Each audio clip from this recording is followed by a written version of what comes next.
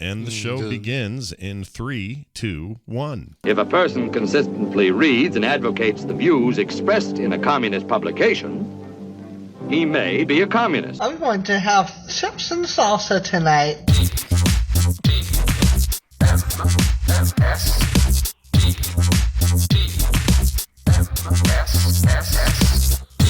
The morning stream.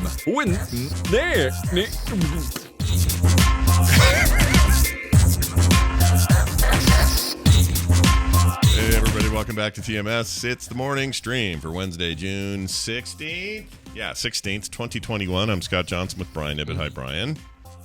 Hi, Scott. How are you? I'm fine. It's our final...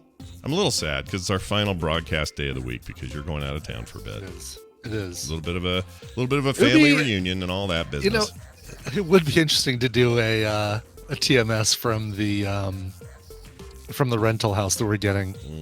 Yeah. Get the whole family, and you could see all the the chuckleheads on that side of the family. Your side or your wife's side? I can't remember. My side, my mother's side of the family. Okay. And okay, so that's interesting. Are there any my mother, her brother? You got any doppelganger types? Anyone that looks like you that you're gonna have no, to? Okay. Not at all. Like this is really technically it's like my uncle's side of the family. It's his wife and then all of his kids. His kids. Yeah, he's got to reach these kids somehow. You got to reach them. You got to reach these kids. I don't know. What does that sound like when you do that? That doesn't sound right.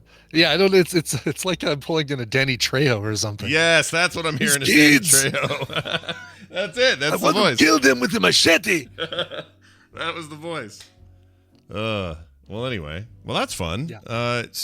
Yeah. So Brian will be doing that. We'll probably have some stories on Monday, and or maybe not. Maybe it'll be totally boring and no stories. No, I hope there will be. There is no way that we could have all of these family members in one place. And listen, I love every single one of them, right? Mm-hmm. But sure, they are like refrigerators, and drama is the magnets that you put on those refrigerators. They attract drama like nobody's business.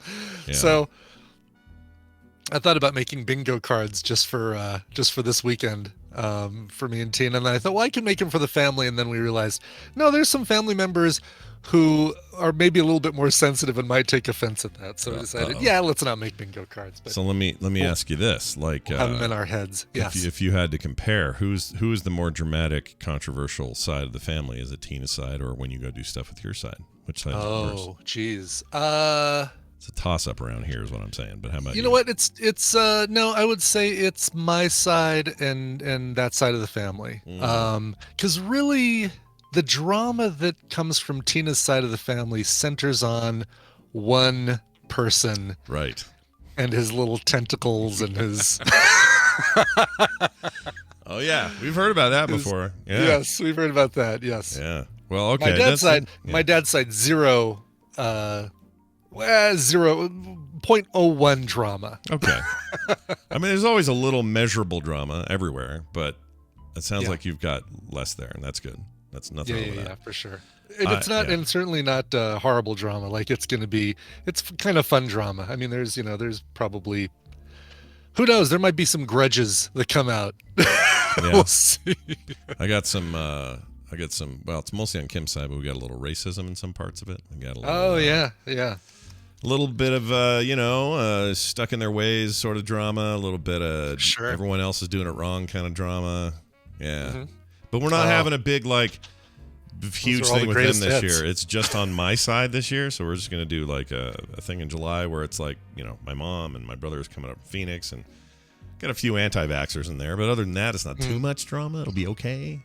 It'll be fine. Mm-hmm. So wish us all luck, you guys. Family's hard. That's what I'm saying. Family is hard. Yeah, but that'll be good, and you'll be back Monday. So don't worry, everybody. It's Monday. A couple days off, no big deal. I think I'm going to stream some games in the morning tomorrow. So there you go. Come watch that. I had a big milestone yesterday, and that's why I think I feel comfortable doing that tomorrow because I have been slammed the last 2 weeks with.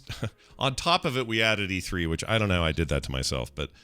Well, you have to do that every year. Yes. I could have just avoided it, though, I suppose. But Anyway, we hit our pre-production goal for Rock Runners was June 15th. That was our like kind of hard in the sand. Like we want everything to be ready for production, like sent to printers, off for proofs, whatever that means. Like me done with all art, writing, corrections, instructions, manual, all of it. Box art had to be done by yesterday, or by today actually, and I did it yesterday. So we beat it by a day. Wow, pretty good. Beat the deadline by a day. I don't even know what that's like. I know, actually, it felt completing great. something before a deadline. Yeah, it felt really good. I have to admit. I've heard of this in like children's books and Fantasyland and stuff like that. It's pretty rare, even around here. But I did that, and it feels good. But at the same time, now I'm like, I'm nervous because I've got to wait for this. So I get a final proof of the full deck, box, rules, parts, pieces, everything comes here on Friday. And I got to like go through that with the finest tooth comb ever invented. Sure. And then if there's any issues, I'm stressed about any issues I missed. Like, is there a card with double text on it? Did I leave a period in a weird place? Like, I've had multiple people do edit run-throughs on the thing, not just me. So I'm, just covering all my bases. And one of them is like a professional editor, and I had her do it. And so I feel confident, but now it's like go time. The money's going to get spent on production. It better be right or else we're screwed. Like, we can't F this up. And so I'm a little nervous about all this.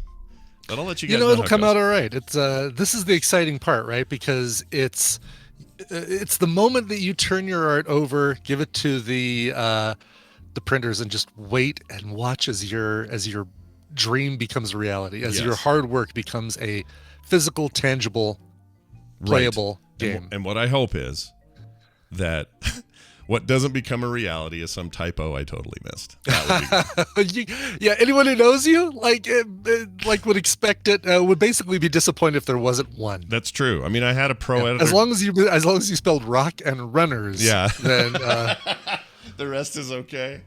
All right. Yeah. Maybe there is some leeway there, but I went through lots of expense to make that not happen. So hopefully everything goes well. And if you're out there and you supported that project, should be shipping again as planned. Our plan is to ship in July, which means some people may get it in July, some may get it in August, but it'll happen.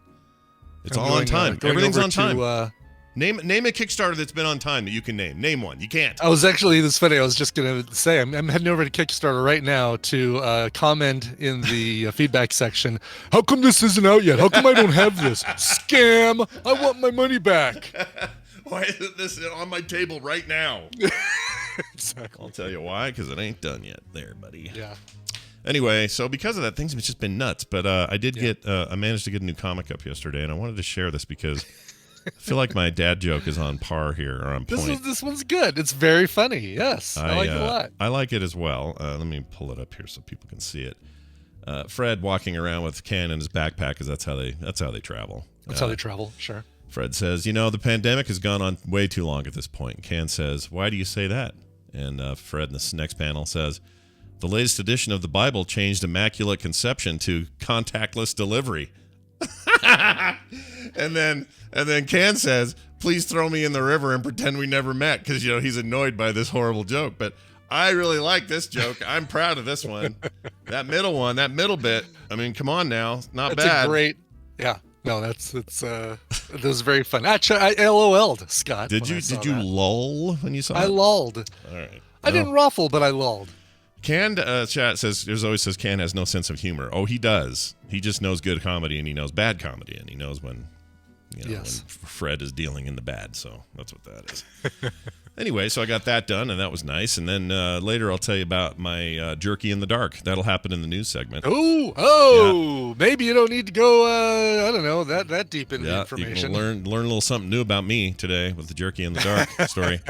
Also, just a quick note about weather and heat in the west, southwest, western states like you and I. We're in a bit of a heat thing. Yesterday we hit 107, which is the highest Utah has ever experienced in any month in history. Or no, we tied. That's what it was. We tied for the hottest time it's ever been, and the previous record was a July date like 1968 or something, a long time ago. And this equaled it. So we're currently tied for our hottest day of any month ever. So we'll see if today breaks that. But I keep telling people this, and they see it on the news, and I've heard even Canadians are like, dude, what you're freaking, they're talking about Utah, my local Canadian news station up here. What's going on down there? Yeah, we're having a drought. We're having a heat wave. Colorado's experiencing it. Certainly Arizona and Nevada. Really, the whole Southwest is getting hit pretty hard by this. Yeah. And it's bad for lots of reasons, but, one of them is increased fire risk. And, we're also about to have the 4th of July, and idiots are going to set fires to shit, and it's going to be bad. So there's all that. But I wanted to make a distinction here. I'm not dying in this. In fact, I really like it. I know. You love this heat. The heat. I love the heat. It's great. You know what it is, though? It's the dry heat. I like the dry heat. And I was telling Mauro Prime on Twitter yesterday, our jerky dealer. He's our jerky dealer. He gives us the sweet behind the scenes. Go up to the curb and give us some jerky. Yes. Yeah, he's great. I was telling him that if you live in a humid climate and you hear 104, you think that you would die because that sounds horrible because you're used to humidity coming with your heat. So if you have 80 degrees Fahrenheit and then add 60% humidity, that's miserable. That feels like, an awful sort of combination of heat and whatever. But we don't have humidity here, like, at all. Well, we have a little. There's some measurable amount, but it's like, what, 6% or some ridiculous thing? It's something that is almost imperceptible. Right. And so what you end up with is just more like an oven type heat. And it's not sweaty and wet. It's not humid. So you can go out in it, and if you're in the shade, it's downright nice, or it can be. Yeah. So, I'm not saying it's... Defend it all you want. I don't like it, and you're not going to make me like it. I had to go out this morning at 6:45 for my bike ride because it's going to be, 100 or more today, and I can't ride when it's over. Well, I can ride it, whatever, but I won't enjoy riding if it's over like 85, 90. Do they have a limit where they'll say, can't do the ride because this is too hot? No, they won't pull us. The only thing that'll pull us off the course is dangerous weather the other direction, like rain, high winds and rain and whatever. stuff. Yeah. Okay, but what if? Okay, but there's got to be a limit. Like if it was 127 degrees. Well, okay, yeah, because they don't want anybody to die from heat stroke. Yeah. Or your tires melting, or 1,000 other things. Right, exactly. Yeah. So yes. Yeah. So there is a limit, but we're not going to hit that. You guys will be fine. Yeah, I don't know what that limit is. Yeah. But there probably is an upper limit where they'll say, "Ooh, yeah, people are going to pass out if we." Yeah. If we let this go. Especially this, this old guy from Arvada. He's gonna freaking. Right. Yeah. That's who I'm worried about. Come on. Yeah, who else I get up some of these hills in like 80-degree heat, and I'm like, sweat just pouring down, or I've got to get my glasses off and stuff. Yeah, we produce our own humidity in the dry climates here. We do, yes. We are humidity machines ourselves. But I'm not saying I love it. I get tired. Like in the afternoon, I kind of just want to nap in a cool space, right? Like that's what the heat does to you. But overall, it's just, I guess what I'm saying is we've had plenty of hot summers. It's weird to have it in June. It'd be nice if the winter was more snowy, so we had backup for water and all that. But it'll pass. It's fine. Yeah. I got 3 stinky dogs. They all smell like outside because they're out there panting. What are you gonna do? All right. Yeah. Well, on that note, hey, want to play a game? Let's play a game. Let's do it. Yeah. I've done all this work to prepare for it, so we better play it. I was going to say, if we just skip this, it'd be a real crime. Oh, it would, especially today. Yeah, especially today. And we got Dunaway back, which is nice. Name things that Batman won't do. Won't do. Number 1, go down anywhere. All right. Dude, yesterday was another flood of stuff. So, like, everybody's finding old comic pages where Batman says something that's slightly referential to it. It could be, yeah. It could be anything like Killer Croc is in the basement. I'm not going down there, or whatever. Right. Stupid stuff like that. Oh, hey, look who it is. It's that guy. I know him. He and I had a very successful, good time yesterday on the Boop Show, and he's back again. Mr. Brian Dunaway, welcome back. Oh, hi, Scott and Brian. I hello, am Brian. back. Oh, hi. I'm back. I missed you guys on Monday. I was sorry I was feeling too. under the weather. I went on vacation over the weekend, and my immune system was in overdrive around all the people, and my body was just exhausted. Yeah. It said, I'm done. I feel Yeah. for you. I do. I'm done. Yeah. You But know you're better that- now? You're better? You're feeling okay today? Yeah, you're good After now. 2 days of rest and sleep, I feel much better. That's good. That makes me happy to hear because I know you were feeling kind of down there. And, speaking Yeah. of heat and humidity, I know where you live. Oof. Yeah, Oof. those who don't know, who listen to the show, is I have an autoimmune disease called psoriasis. Yeah. And whenever I get around large groups of people, my immune system goes off the charts, and it's exhausting. Yeah. It's exhausting. I feel you. But we're here to protect your fall when you land. That's right. Yeah, That's what right. we do. But we also play games. And on the line, we have a listener who's going to participate with us today. Thanks for holding. Who's this? Hi, this is Casey. Well, hello, Casey. How are you? I am wonderful. How are you? Oh, doing great. It's good to have you here. Is this a Casey like at bat or like and the Sunshine Band? The Sunshine Band. Okay. Oh, all right. That was so quick with the answer. That was great. Good. Well, where are you Uh, from, Casey? Yeah, Casey, where do you hail from?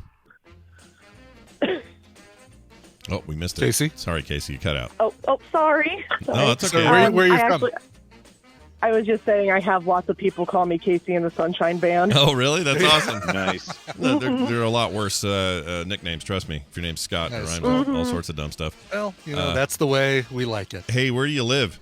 I am actually from Kansas, where it is miserably hot. Oh, that's cool. I saw a post on, where was it? Facebook saying that Kentucky was it was a piece of trivia that said Kentucky is the only state in the union with a K at the beginning.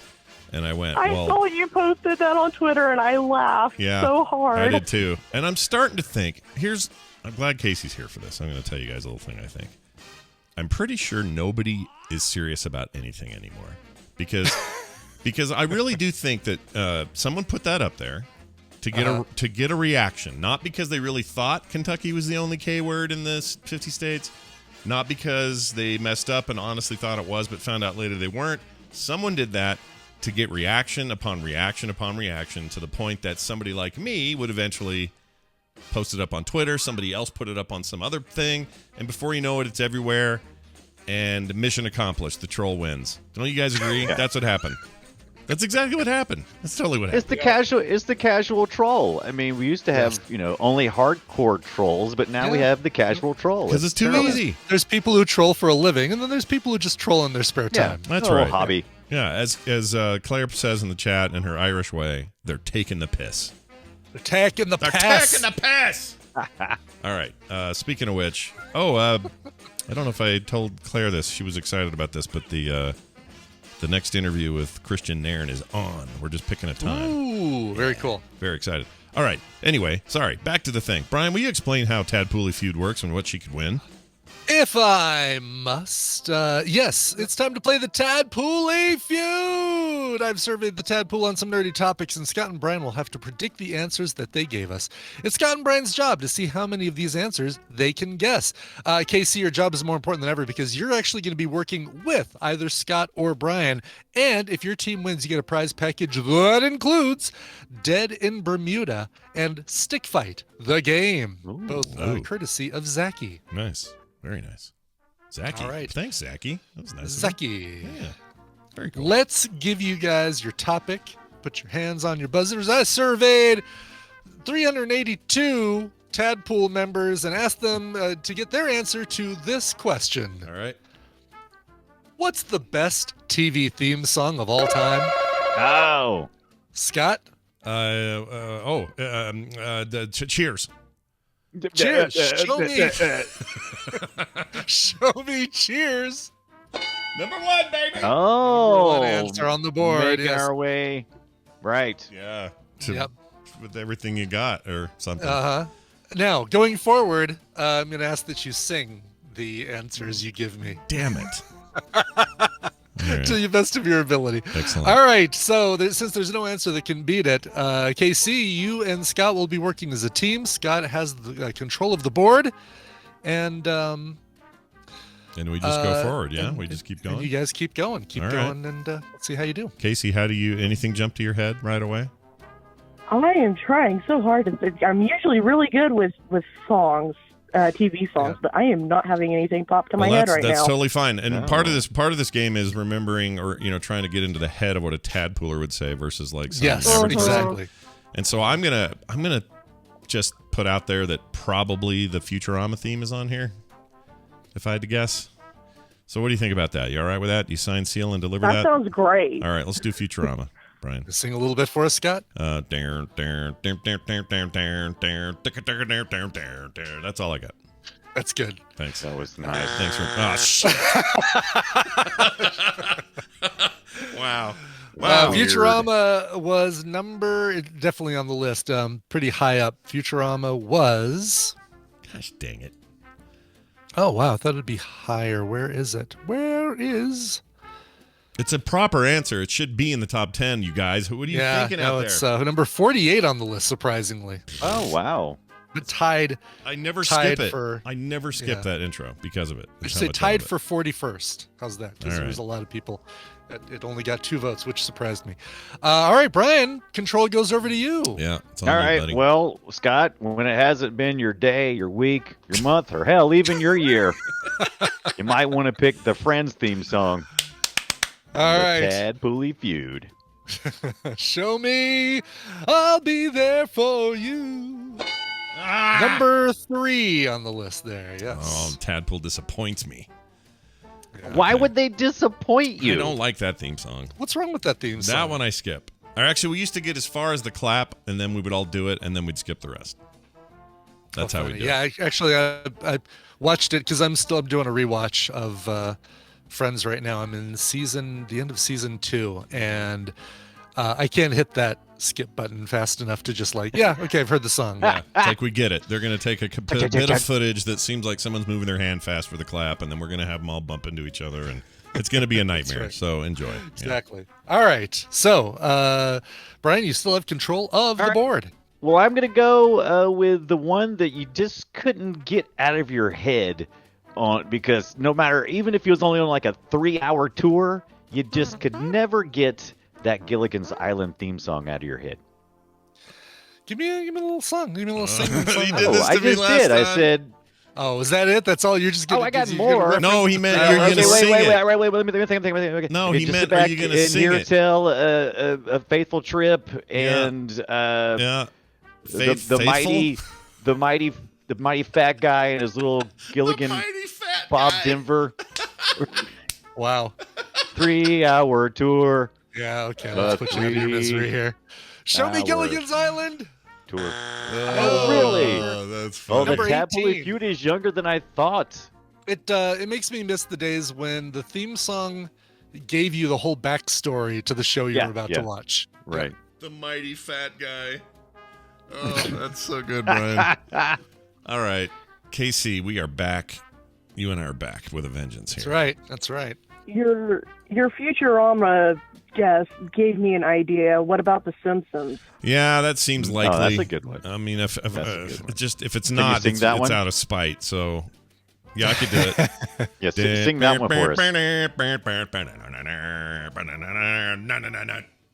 Simpsons. Show me The Simpsons.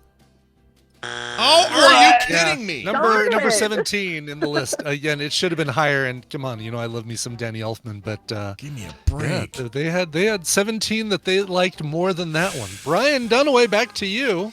Well, after they disappointed the Gilligan's Island, I don't know where we're at. That's what I'm thinking. All right, I'm giving you some Sanford and Son. Okay. Because there's no lyrics. There are no lyrics. It's actually the ringtone for Mrs. Crazy Neighbor, by the way, is the Sanford and Son theme song. I like her more and more every day. She's Absolutely. great. That's a Quincy Jones song. It's called The Street Beater. No, I didn't know that. Yes. I didn't know that. That was my wrestling name for a while, but I didn't know that. But how long it's taken you to give me the buzzer? I'm assuming that I didn't get it. Oh, that'll happen right now. There we go. Man. Number 16 in the list. People do like the Sanford Son theme, but not high enough to make in the top 10. Back over to Scott and Casey. Okay, maybe we got to get nerdy here. Casey, like, I was thinking Star Trek: The Next Generation or something. Oh, weird. Okay. Well, why is that weird? It's not weird. It's a theme song. No, go ahead. Say what you're saying. Oh, I mean, other science fiction. I was thinking like that. I was thinking, what was it? Oh, I don't want to give you ideas. Never mind. That's right. Yeah, I don't want to give you ideas. So let's. How are you feeling, Casey? You all right with that pick? Is that good? Go for it, Scott. Okay. All right, let's go for it. We say Star Trek. Right. Show me. You're saying the Next Generation, correct? I'm saying that if Brian thought it was cool to use any Star Trek as his answer, I'd be fine with that too. But if Brian Ibbett, who makes the rules, says that it's too not specific enough, I'll say Next Generation. Yep, Star Trek on its own, not specific enough. Star Trek: The Next Generation, though, is specific enough, and Oh my gosh! Darn it! Son of a goat! Are you kidding me? It's way lower than I expected. It is way down at 52 on our list. Yes. Interesting. I like the Voyager one best, if I'm honest. I really like my Voyager. God. I feel so. Oh my God! How are we missing so many? Yeah, I don't know, but there are 8 answers still left on the board. Well, nana Batman. All right, show me Batman. Let's just get it over with quick. Oh my God! All right, We're people. terrible. So Brian wins only because Friends had fewer votes than Cheers. Wow. All right, show me number 2. People in the chat room are totally have got this one. Okay. Oh, no. Game of Thrones theme? Yes, dude. I mean, I almost said it's that. Good, but I it's not almost said like- it. That was the one where I was going to say it's either Star Trek or maybe Game of Thrones. I should have said it. Damn it. That's weird. Scott, number 4. Look down at your shirt. Okay. Oh, that is even funnier. Ding. Are you wearing a shirt that has one of the answers on it? MASH, number 4 on the list. I did think about Suicide is MASH. Painless. Yeah. It's a great song. Theme song. Yeah. What a perfect day to wear this shirt. Gosh dang. Yes, right, exactly. It's funny because when you hopped on Zoom and I saw you wearing that shirt, I said, well, at least there's one that he's going to get. I guess But I even tried better to get than- into their heads too much. I should have just been more general today because I was thinking too Tadpole-y, and I got it wrong. All right. Now this is a story all Are you about how I'm kidding me? going to reveal number 5 right now. 90s kids, Brian. 90s kids. Well, Can't that help makes it. sense, but I didn't think. I thought. Okay, so I was thinking.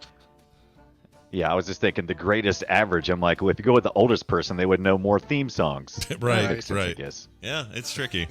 I guess it's tricky to rock. Yeah, to rock it's a tricky. rhyme, It's not a Scott. theme song. It's not a theme song. Look what's behind number 6. Oh, what? Are you- I can't believe Oh. it myself. Now that was one of my favorites, but I didn't think it would be like a Tadpole. It's favorite. it's Weird. a theme song that's so good it was used in 2 TV shows. Yeah. Yeah, that's right. I forgot about that. Yeah. This one to me honestly feels like it's out of place. I can't believe as many people suggested it as they did. Oh, by the way, Fresh Prince of Bel-Air and Greatest American Hero, because I didn't say them out loud for our podcast listeners. Yeah. Number 7, Knight Knight Rider. Rider theme. Damn I it. thought about that, but I was like, who's gonna pick that? Maybe Busta Rhymes, maybe. Listen, those guys, they filmed that here. Utah Connection. I'm just saying, they filmed it here. What was I thinking? All right, keep going. What are they thinking? Number 8, Doctor Who. Who? Oh. Over I think TNG. the oldest theme song on this list, I think. Like the one that's been around the longest. Different versions. Scott singing the Doctor Who. Hey, The TARDIS. Doctor Who. Scott even sang a version of this one that was a meme for quite a while. Number 9. Firefly. Oh, I did take my oh my! thing, How kick in my the stuff. HE double hockey sticks That song is is the so Firefly bad. The on song, the it's board? actually really bad. It's a bad song, but I love that it exists. It's so much fun to sing. Yeah. And just because this list does need Star Trek, Number 10. I knew it. Star Trek Enterprise. I knew it after I saw Stupid Firefly. I'm like, somebody's picked Enterprise. Hey, you remember like when you were talking about casual troll? troll. Yeah, casual troll. That's exactly Casual what that trolls, exactly. Yeah. Star Trek Enterprise, the highest ranked Star Trek theme song on this list.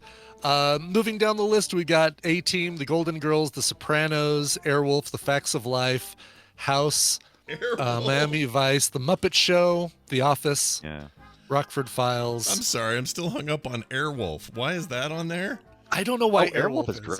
Yeah. Is it? Yeah. Oh yeah. I don't remember it at all. That's a great theme song. Okay, I don't remember it.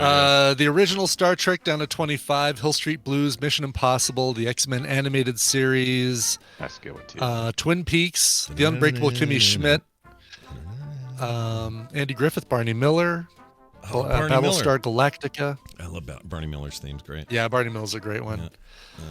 Dukes of Hazzard, Family Ties, The Flintstones, Frasier, Futurama. No Quantum Leap wants to know Dice Tomato. One vote for Quantum Leap, which might have been Dice Tomato. Yeah. It was probably Dice Tomato. Yeah. Exactly. No X-Files theme. Yeah, some X-Files was on there, but only a handful of votes for it. WKRP in Cincinnati. Oh yeah. Hawaii 5-0 is a good one too. The P squared. Hawaii 5-0's got a few. Yep, got a few votes, but yeah. A lot of Mike Post in there. A lot of Mike Post songs. You noticed. Yep, exactly. Golden Girls, yes, was number 11. Shave Maddox. Just outside the window there. Yeah. Yep, exactly. So, Brian Dunaway wins, which sadly means Casey, you don't get these games. How did I win? You won because you got the better points. You won. You You had 3 because Friends was number 3 on the list versus Cheers, which is number 1 on the list. Yeah, it's a sliding scale because we all lost kind of today. Today was a loss. Everybody lost. Yeah. Exactly. But you win out of the losers. You're the biggest winner. So well done. Good job on that. Casey, it was a rough go, but I appreciate your efforts, and it was fun having you here. That's what really matters, right? You had a good time. And you can try again in a couple weeks. Yeah. We hope you do. Did you have fun? I did. And I hope next time I get on with the Babble Royale, because I'm going to pick Brian. Oh, are you now? Okay. Well, that sounds great. The second time you've lost for me, Scott. Hey, look, I've got a streak. Oh, no. I got a streak going with Casey, and we're going to see if we can rectify that next time. We'll see how it goes. I wish you luck in that endeavor, and I hope Brian has a terrible topic that way. All right, Brian. We didn't do a film sack this week because Brian's going to be out of town, but we did do a watch along, which will air on the same time, so you'll get content from the film sack, guys. We watched Tuvix. We did. We watched the Tuvix episode of Voyager. Speaking of Star Trek, I'd never seen it, or at least I don't remember it. And it's inspired weird. That great episode of Seinfeld called Kranefeld. Yeah, Kranefeld. So remember good. that? Oh, so good, Kranefeld. Oh, also the Seinfeld song is really annoying, so I'm not surprised, but it was nowhere on your list, was it? Two votes for the Seinfeld theme. Okay, I'm surprised. Which you is got as any. much a theme as a. That thing's on all the time in this house. Anyway, well done. Can't wait for everyone to hear that. It was a lot of fun. And also, like I said, check out that Boop Show we had yesterday. It was real good. A lot of E3 wrap-up as well as some awesome games we talked about. If you like indies and the indie space in general, you'll love the Boop Show. Check it out. frogpants.com/boop or wherever you get your podcasts. Brian, anything else you want to say before you go? I was going to follow up what Scott said about the Boop Show to the Boop Show, but also if you listen to us on any of your podcasting apps, be sure to leave us a review. It helps us in the rankings. Yeah, it does. It does. It really does. So do that wherever you go. Is Spotify is your thing? Great. Google Play, great. Amazon Music, you're using them for your podcast? Wonderful. If you're using Apple Podcast, great. All that stuff. Just leave us a review, and that'd be cool. Do it for TMS as well. Brian, go away. All right, he's gone. All right. Well, Casey says, "Thanks for letting me play. Maybe I should have pulled out a British accent." I don't know. Never hurts to try. Yeah, always with the British accent if you can help it. Okay. Right. Automatic win if you have some sort of accent. I'm sure we would have done much, much better. All right. Well, the thing is, she didn't get to choose like that. She was forced into using me today because that's true, actually. Yeah, but I think, yeah. So now so when she does Battle Royale or the normal type where we have another caller in or something, she'll get to choose who she wants to choose. And I think she'll make the right decision. I truly do. Time for the news.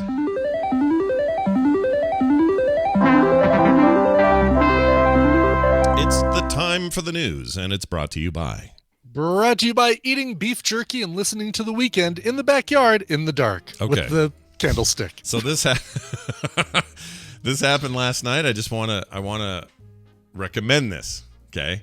Yeah. So there's that new spatial audio business Apple's doing. Yes. Oh yeah. Dolby and all that. You just need headphones for it. It's not. There's some cool stuff you can do. You don't even have to have Apple headphones. You don't. It can be any brand. It doesn't matter. I'm using Raycons out there in the yard. Yeah. But if you do have those AirPod Pros, you can do. The spatial audio also lets you do like spatial movement stuff. So you could be sitting here, that and you could like lean this way, and the guitar that's happening over here will actually get louder and closer to you. Mm-hmm. And then when you move forward, the voice may get closer. I don't know if it does it. It does it when you're watching a show. I don't think it does it when you're listening to music. Because what would it center on? Wherever your phone is? I think when you start it. So if you're sitting still and you hit play, you're in the center where you would normally be. So if you move from that center... Yeah, which seems weird. I think you can turn that off, though. I don't think you have to do it. And you can still get the benefit. It seems weird that they'd make it work for music, but totally. When you're watching a movie and you turn your head, like all the sound then comes from those ears, the ears on the side where the... It was who was it that was telling me? Someone in the Tadpole was like raving about that positional stuff. I can't remember who now. I just don't remember who. Somebody was telling me. Anyway, Claire Gack.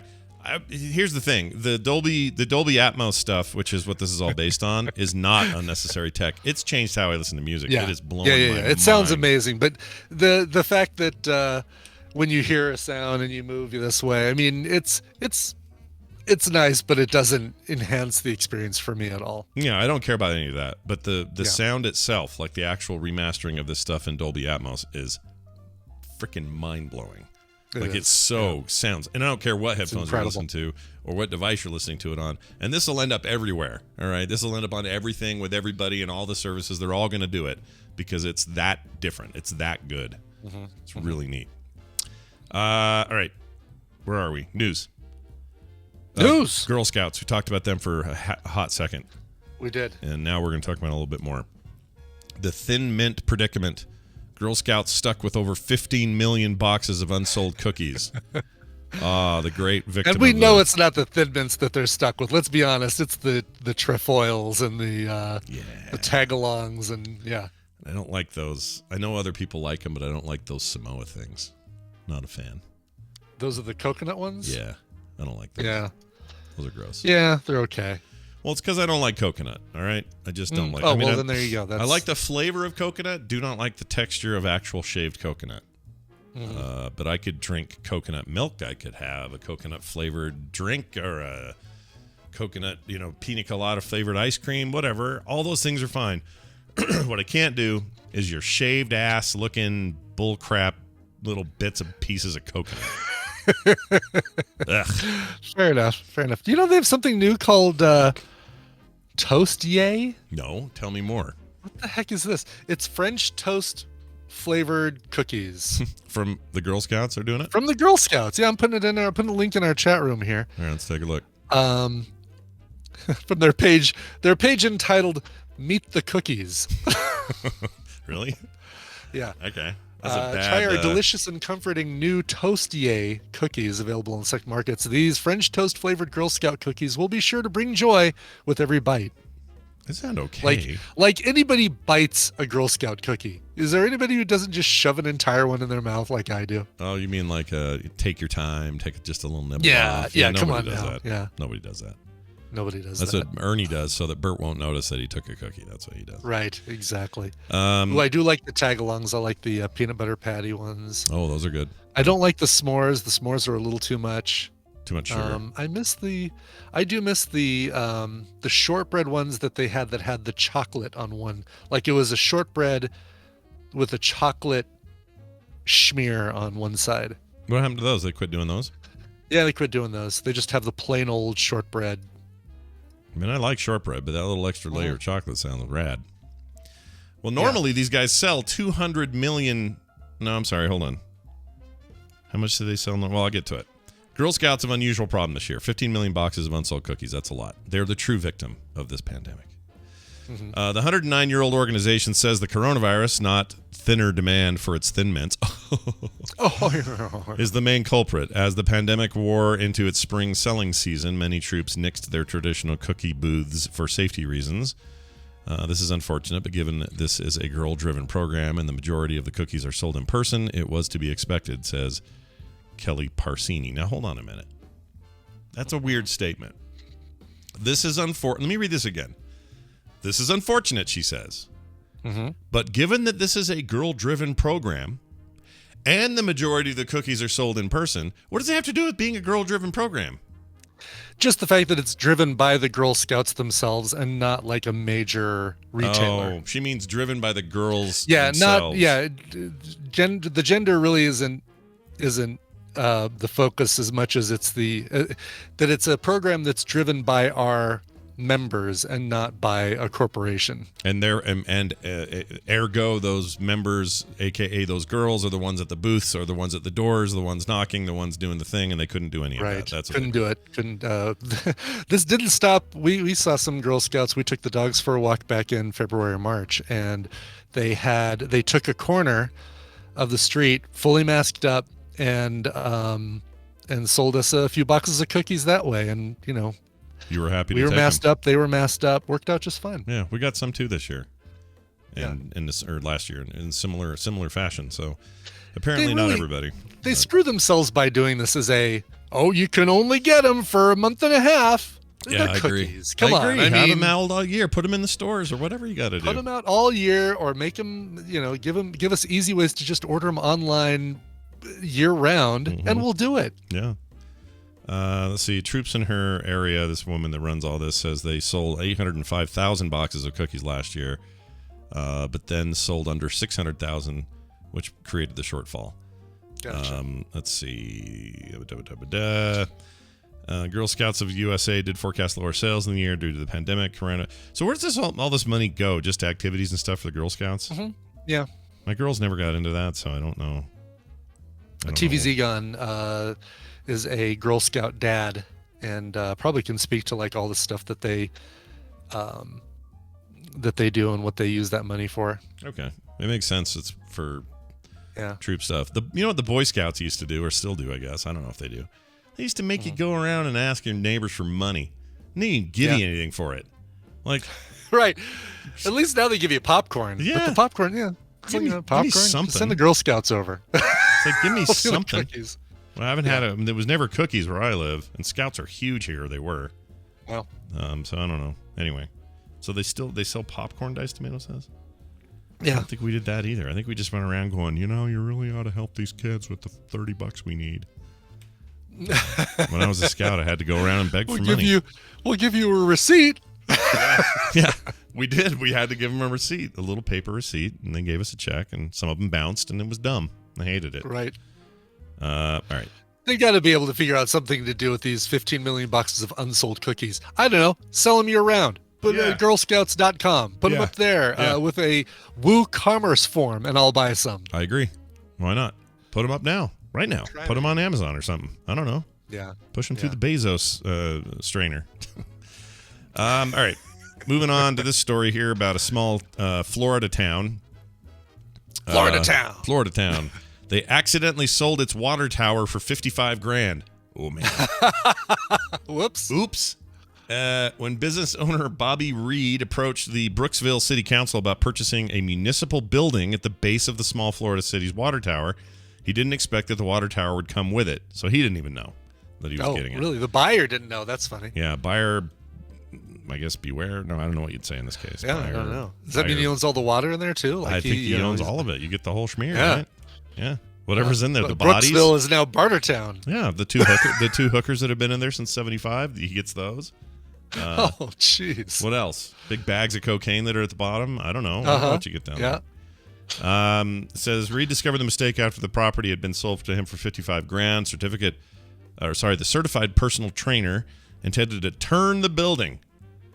which means he's going to bench press it 6 times because he's a personal trainer. No, it doesn't mean that. Various city departments used for storage in a personal a personal training studio. So his goal was to make this place called Downtown Athletics, and he was going to convert the building for it. Cool. But he went to the county property appraiser's office to get the address for the new business. The county told him he'd received much more than the building, several thousand gallons more. Immediately went through the necessary steps to deed the water tower back to the city, he said in a letter to NPR. Oh, that's nice. Yeah, that was nice. The city's intention was to sell me a split section of the parcel with the small garage. I mean, he could have been a wiener and just said, well, I own it now. He could have. I'm going to put Gatorade in this thing for my personal training studio. So you come and work out and you get some Gatorade. Yeah, you're going to start putting some stuff in there. Yep. Storage. It's the storage facility. I've got a bunch of newspapers and some books and yeah, a couple old arcade cabinets. They don't work anymore. Yeah, put those in there. 8 million boxes of Girl Scout cookies. Yeah, Grandpa's ashes, whatever you got to put in there. Yeah. This is how MMFR started, says Bombats. Yeah, it sounds right. There's your reference. Damn it, we brought it up, didn't we? They caused it themselves this time, though. Like they want it. They want that number to reset to 0. Yeah, they were. You guys fished. Yes, exactly. Casual trolls. Although I guess I did say Bartertown, so maybe I kind of caused it myself. Well, it's not necessarily a Fury Road reference though, so I think you're okay.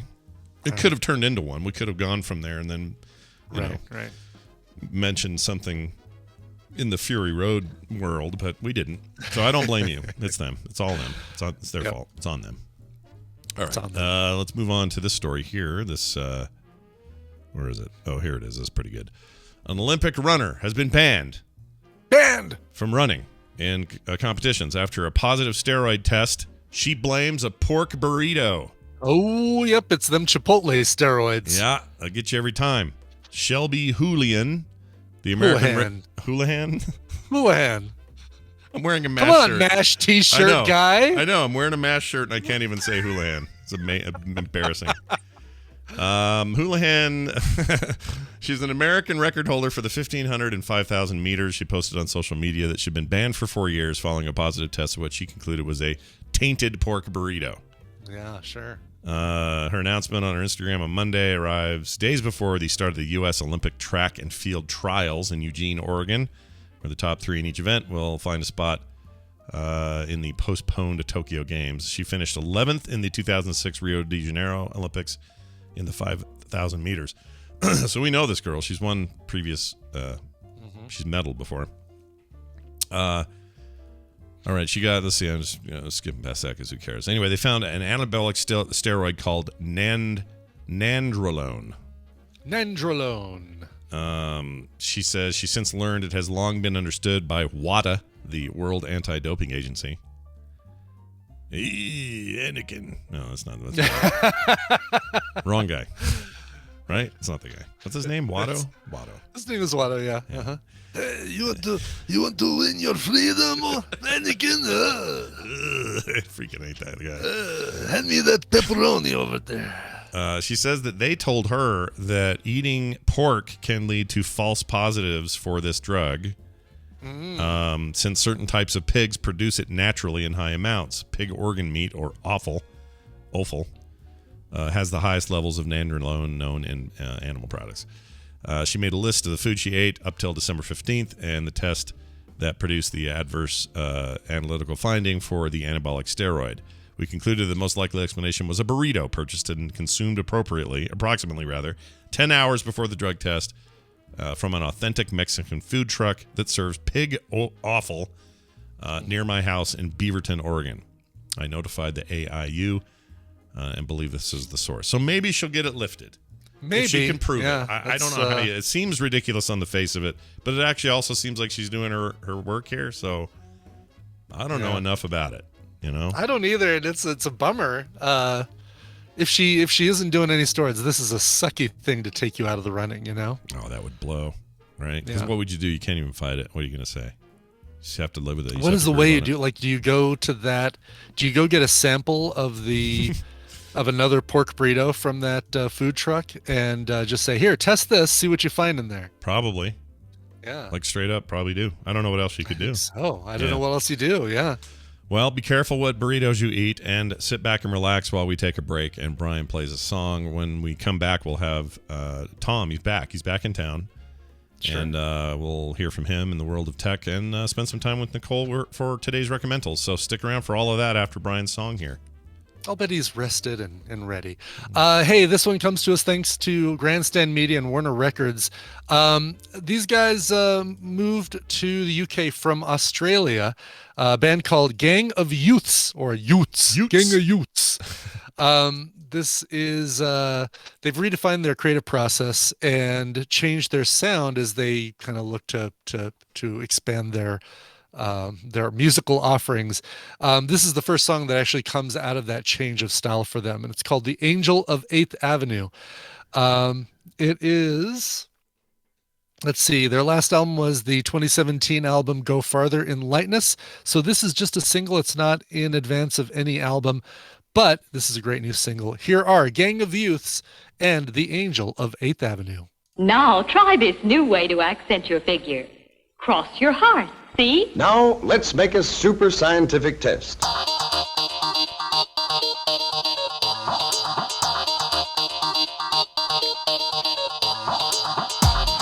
I lost my daughter to the abyss, but tonight I'm calling her back. This is the morning stream.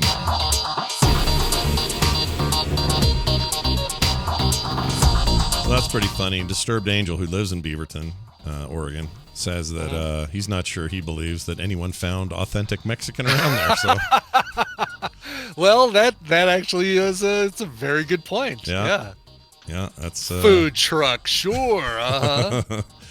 Oh, I love a good food truck, but I don't want steroids. Authentic Mexican food truck, huh? Oh, wow. That's an oldie but a goodie right there that you shared with us. All right. Tom Merritt incoming. I talked to him yesterday. He is all good in the hood for today's discussion. And we'll see how he's doing. We missed him terribly last week. Yeah, we did. There's always time to catch up. With the computer, as with any tool, the concept and direction must come from the man. That man is Tom Merritt, who returns to us from beautiful Hawaii to regular old L.A. and is back with us this week. It's good to have you back, Tom. How was your trip? It was great. Thank you. Thank you for letting me out. Yeah, no free problem. Tom? Well, we had to free Tom. It's right there in the newsletter. Free Tom. Newsletter. Enough people subscribed that I finally was freed temporarily. No, that's great. It seemed like you guys had a great time, great food, good getting away. It's kind of your first real getting away that you've had since all the weirdness of 2020 and beyond, right? Yeah, not to go too far down that road, but it started with lots of trepidation and lots of talk of like, even if we just stay in the hotel room, we got a really nice hotel room and that'll be fine, to us traipsing all over the place, and really not being concerned, not feeling frightened or anything. They have very high vaccination rates in Hawaii, and take very good protocols, and requiring masks inside, and even when you're not eating inside restaurant establishments and all that. So yeah, by the end we were like having to remind ourselves, like, we got our mask, right? Okay, let's go. Oh, right, yeah, because then you got to fly back. So let me ask you, this is more of a procedural but kind of tech parallel question. My understanding is if you're going to go to Hawaii, that's a situation where they require you to produce an error. An error. And then solve that error and then ship a bug-free product. No, you have to be able to produce your vaccination card. Yeah. And nope.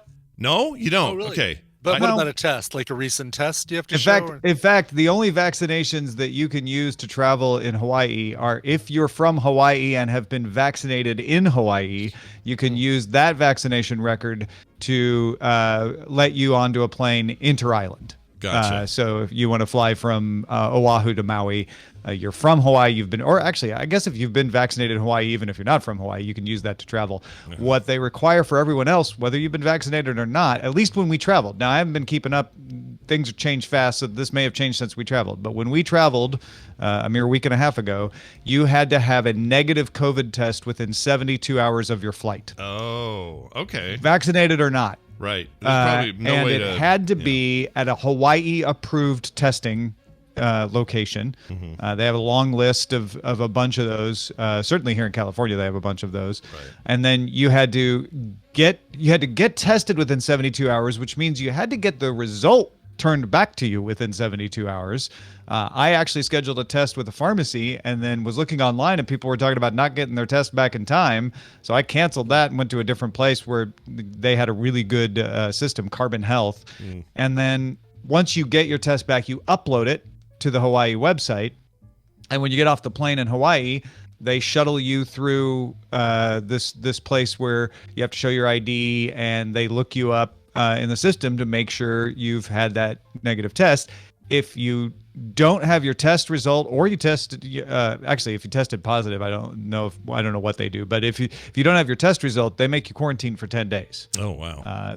They send you to your hotel room and tell you not to leave for 10 days. So I guess if you're planning to be there for a month, it might not be the end of the world, but for us, that would have been the entire trip. If you're only there for a week, that then causes a big problem. So we were stressed out a little bit ahead of time, especially when I found out that pharmacy was not turning them around 72 hours. I'm like, well, what's the point? But we found this place that turned them around in 24 hours, guaranteed that they would turn them around, and that worked great. And so that was the protocol when last I looked. Okay. There was a thing you could buy, I think $25, $30, that you could actually get delivered to you, and it's a home test, or in your hotel room test, and you do it via webcam with a proctor, so to speak, who watches and guides you through it, right, to make sure you're not just testing somebody else. Stick it in a glass of water.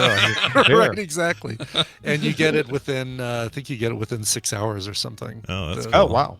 Yeah, that's 6 hours. That's crazy. That's a lot. Yeah, Carbon Health had it down. They had a separate area for just people traveling to Hawaii, because there's that many people needing this test, I guess. And they shuttled you through real quick, and I got my test at like 2:30 in the afternoon, and when I woke up the next morning, I had a text message saying, "Here you go, you're negative. Upload your result." Wow.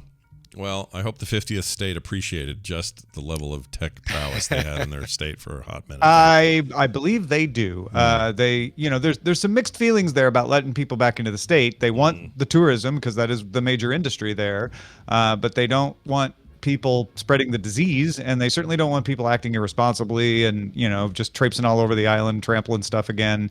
But overall, I felt very welcomed. I have a couple friends there. A friend of mine teaches at the University of Hawaii at Manoa, and another friend, Ryan Ozawa, at Hawaii on Twitter, is big in the tech scene there. He's a cool dude. I didn't get a chance to see Burt Lum from Bite Marks Radio. He does a public radio tech show there. But yeah, it was a blast. We had a lot of good food, saw a lot of good ocean, saw some turtles, stayed away from the turtles so we didn't bother them, which is what you need to do, and had a great time. Now, you're as white as me. Did you get sunburned or no? You good? Oh, I cover up. Me too, dude. I look like the guy. I'm the worst. I'm the guy with the long white, long tee and a freaking hat that covers everything. Because you gotta. I have one of those. I have one of those Speedo shirts. Speedo brand. It's it's not like the one you always think of, but it's one of those shirts you can get in the water with. Sometimes I will do that, which I know is totally dorky.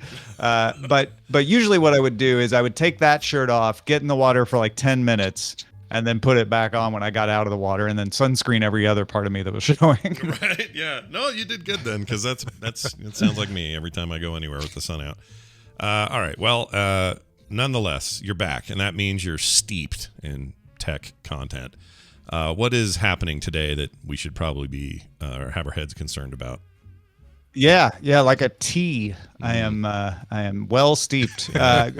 We'll talk about Google opening its first retail store, a physical store in New York City today. But what I'm guessing you'll have some interest in talking about is sort of wrapping up E3. Yeah. This idea that Microsoft just kind of nailed it with Game Pass. Everybody, all the stories today, like I saw one from CNET, one from Reuters, just emphasizing like Microsoft Game Pass stole the show at E3. Yeah, it kind of did. I watched everything, did coverage of everything, and as a reminder, I put all that coverage up on the Core podcast. So if anybody wants to hear all that, you can. Surely some of that will come up today on DTNS. So we'll talk about it more, but yeah, it was kind of their thing to lose, and by that I just mean huge expectation. So people were like, well, let's see how they're doing now after a couple of years of this buying studios and building out their exclusives and truly, basically doing some of the stuff that Sony has spent years doing. This is Microsoft sort of playing catch up, and a lot of that catch up they paid for. But regardless, it was catch up. And so this was an opportunity for them to kind of show all that off and to show us where they were. And they kind of killed it. And part of it is there was no Sony show to compare it to. But also we kind of know what Sony's doing. And unless Sony's got some super hidden, non-leaked information about some amazing service they're about to launch, they wouldn't have had much to show anyway. So I'm not surprised that Sony pulled out of that week and a half of coverage and will do their own thing and when they want to do their own thing, and that's totally fine and everything. But what Microsoft showed was Game Pass there's a reckoning coming for how are you going to match that value. You can have all sorts of loyalties to brands and all that stuff across the board, but if you just look at the math, that $15 a month for Ultimate, or $10 if you're just on console, or $10 just if you're on PC, but all that interoperability and the coming cloud stuff, all of that stuff together is outrageously inexpensive for the value proposition. And it also is a showcase for games that you would normally see and go, interesting, but I'm not going to buy that you now can just play because it's there. And all of those ideas, this Netflix for gaming concept is taking form, and actually, we're actually seeing what that means. Like it was a powerful presentation, but not just in, hey, Game Pass is cool. It was, oh, you do have a lot lined up. And there's a lot of stuff, third party and first party, and almost all of it's coming to Game Pass on day one. 26 out of the 30 whatever games they showed are day one Game Pass games, and there's some big stuff in there. So yeah, it was huge. They kind of killed the week. From the AAA perspective, I would say that the Guerrilla Collective thing that happened the day before all that was maybe my favorite thing, because they just focused on nothing but indies. And these, of course, are on all sorts of platforms, including Xbox Game Pass. But I love where indies are at right now, and getting that kind of exposure is super cool to see. But of those two, of the entirety of the week, those two killed it. And in case of Microsoft, they did everything they needed to say, and it was impressive. So we'll see if that translates. I look at this, and I am absolutely sure that Sony will be catching up in streaming. And cloud gaming, probably using Microsoft Azure as their back end, ironically.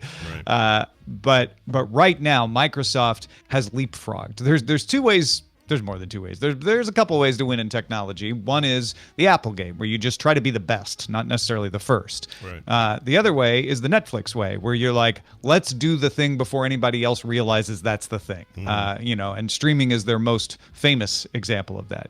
People forget now they were a DVD rental company, but they figured out streaming long before anybody thought that was a good idea, and it's now their entire business. Right. So what Microsoft is doing is saying, sure, we're behind in selling machines, but that's the old game. The new game will be subscription, and we're going to provide a compelling subscription you can get now. We're going to make it more compelling with all these day one releases, and at the top tier we're going to include cloud, which isn't ready yet, but it's something you can do, and it is the future. That's where it's all going to be in the future. Is you won't even want it. You'll be kids in generation whatever is after Z will be like, why would you ever download anything? You can just play it in the cloud. Like, it works great. That seems nuts to us right now, but you're right. That stuff's coming, and whoever is paying attention to that stuff the most will probably have the bigger advantage. But what I liked about it, their messaging in general, is they're like, well, we don't care where you're playing it. Like, we want an Xbox, great. We made a rad one. It's cool. It's powerful. It's probably the most powerful. That's our best experience, but not everybody wants that. Yeah, if you want cloud game on your phone, or if you want play this on your PC, or if you want sync those saves across all three of those things I just mentioned. Or hey, you want to play it in the Apple apps? Oh wait, sorry. Well, that's coming. That's coming. But if you say to them, if you said like this idea of like, here's all that, but also, hey, do you just like Steam? Do you just want to spend $70 on the game? You can do that too. We got that too. It's a weird. And they'll keep that going. The first thing to go will be the physical media, right? And there'll be a hue and outcry when that happens, because there will always be very dedicated people. They're in the audience listening right now, grumbling that I'm even saying this. But eventually, physical media will no longer be the way you get stuff. However, it'll last a lot longer than you think. Go to a Best Buy and look. They have DVDs sometimes still. You know, go to a Target. They the fact that DVDs are still available is I think a testament to how long Blu-rays will stick around. But eventually, the main way of releasing will be digital, and eventually, the main way of releasing will be cloud. Right, and some of us, like in my case, I'm already way ahead of this curve. I don't buy physical ever unless there's some screaming deal reason to get it. Otherwise, it's like once in a while for the Switch, this will happen. A game will be just cheaper if I get it physically on Amazon versus digitally. But 99.9% of the time, I don't have discs anymore. I'm done. I am so done. I got big when we hard got the drives full of second content. Switch. Yeah. In our household, I realized I bought Zelda on a cartridge, which means I can't just add it to the second Switch. I have to move it every time I want to play it, which minor inconvenience, obviously, but it was like, man, it would be a little more convenient if I just bought digital. Yeah, but you're right about the long tail too. This stuff will stick around longer than you think, and it's just a matter of who's ready for these changes. And this is also a Microsoft that, in a lot of eyes, mine included, failed miserably in the previous generation. They screwed up messaging. They didn't have the right ideas at the right time.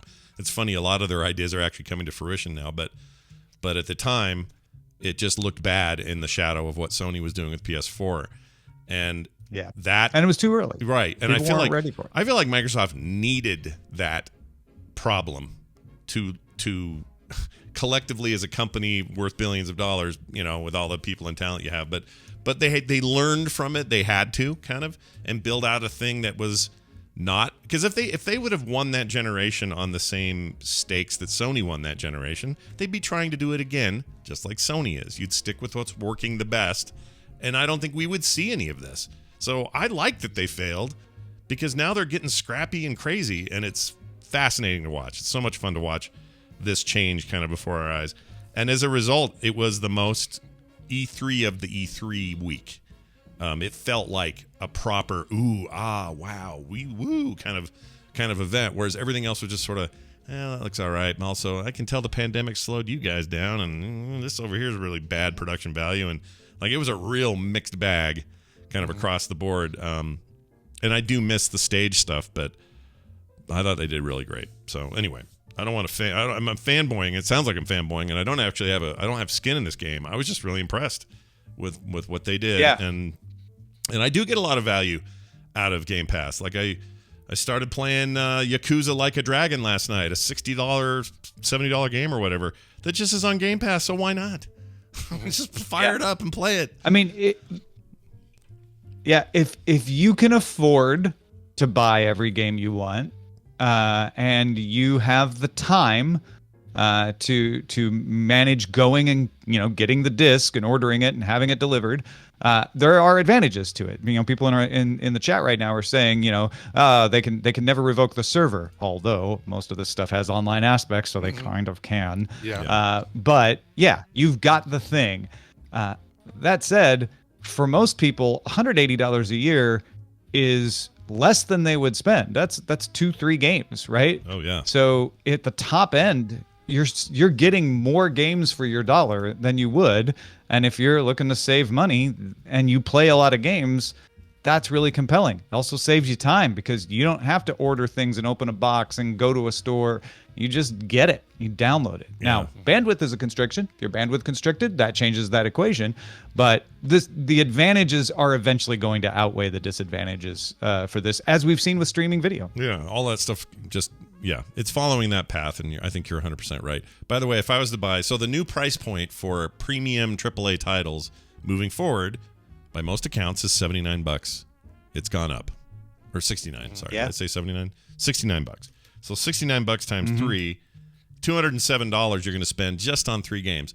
So if you are just like, well, I only like Sony exclusives, and there's no reason why that's a bad thing because they make amazing exclusives. Let's say you're like, well, I want God of War or that sequel that's coming.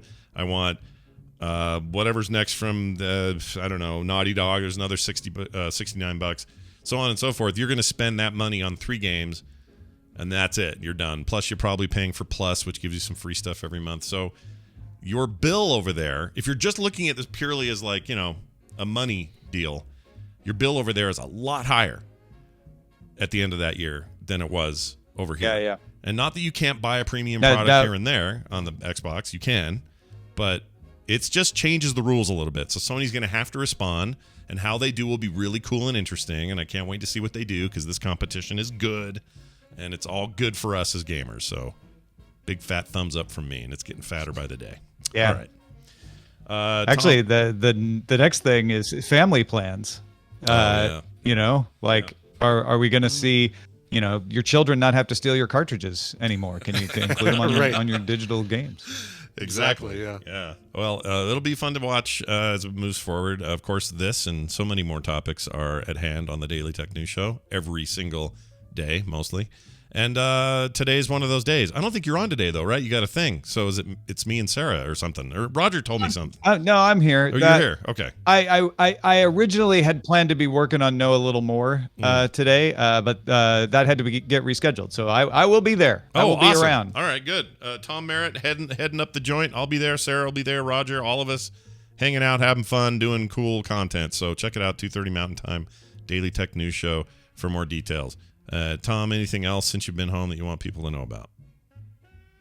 Yeah, so now that I'm no longer free to travel around, you have to get the Free Tom newsletter again if you're not already getting it. I'll be putting out another edition later this week.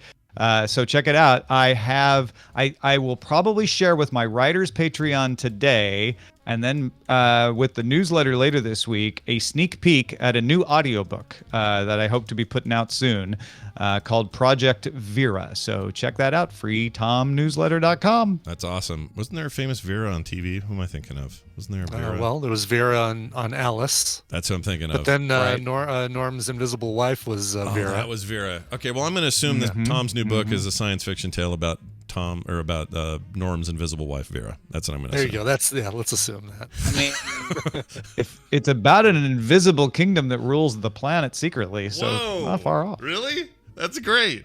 I love it. Now, why wouldn't you name it Vera? All right, Tom Merritt, everybody. Ace Detect on Twitter. We'll see you later. Bye now. I almost hung up on our whole call. I'm glad I didn't do that. Oh, thank you for not doing that. Well, I've done that before, Brian. You have. And then it ends up being me and Tom, and we sit there and chat for a minute until you figure it out. And yeah, it's wholly embarrassing. All right, Nicole Spag incoming, and we're going to get some recommendals done. If I can find her little intro here.